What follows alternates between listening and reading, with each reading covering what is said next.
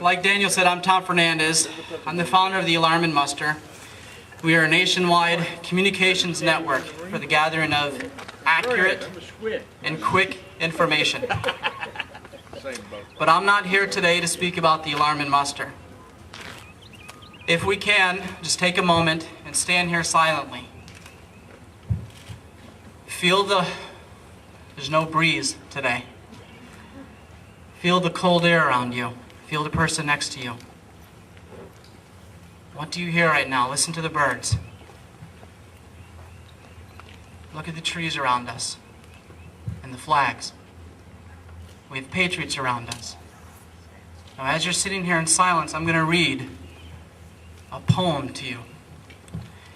JFK once said, "Where power corrupts, poetry heals. My country, 'tis of thee, sweet land of liberty. Of thee I sing. Land where my fathers died, land of the pilgrim's pride.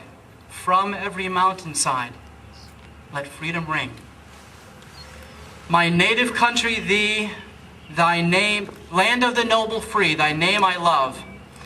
I love thy rocks and rills, thy woods and templed hills.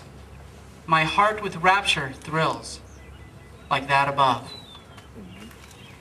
Let music swell the breeze and ring from all the trees, sweet freedom's song. Let mortal tongues awake, let all that breathe partake, let all their silence break, the sound prolong." My favorite stanza of the poem. Our fathers God, to thee, author of liberty, to thee we sing. Long may our land be bright with freedom's holy light. Protect us by thy might, great God our King. I'm sure many of you are aware of that poem, of that hymn, of that song. You know, a moment ago I asked each of us to stand in silence.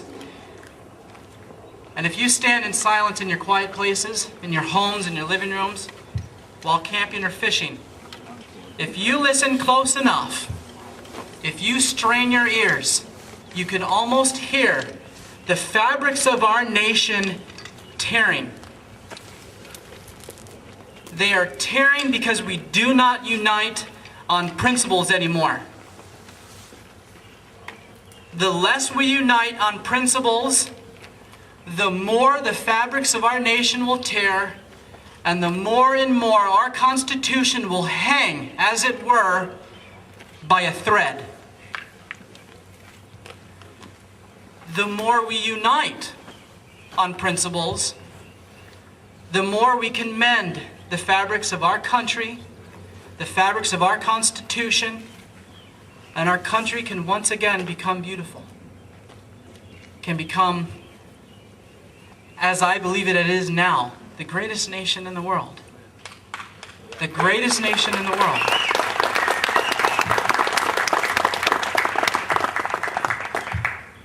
But the freedoms that we enjoy and the principles that I'm speaking of, where do they originate? With us, with our Heavenly Father, with the author of liberty. Do they originate up in Washington, D.C.? No, sir. Do they originate with the congressmen that we elect to represent us? No. The fabrics of our freedom originate in us, originate in our principles. Where is the fabric to get off your butts and to get out and vote this November? It's in us. By a raise of hands, how many of you are serving or have served in the United States military? Keep your hands up. How many of you have children who are serving in the United States military? Everyone who has their hand up, keep them up. How many of you know someone who is serving in our United States military? Do you see how many hands are raised?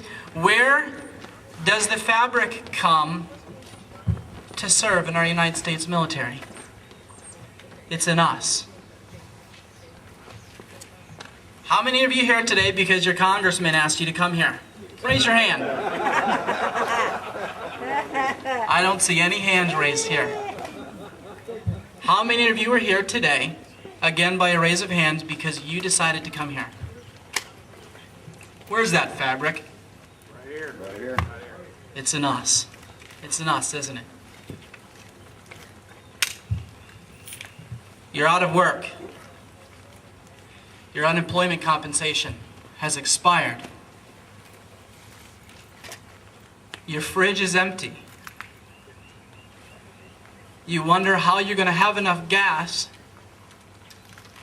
to get your children to their dentist visit or to a birthday party. And you don't quit. Where is that fabric? It's in us. The fabric to sacrifice for one another. Where is that fabric? It's in us. You know, it was President Obama that signed a bill that had a provision in it to allow us to open carry in this national park today. And we have the gall to actually take him up on it. How dare we? Where is that fabric? That is the only thing I'm going to thank our president for. That's the only thing I'm going to thank him for.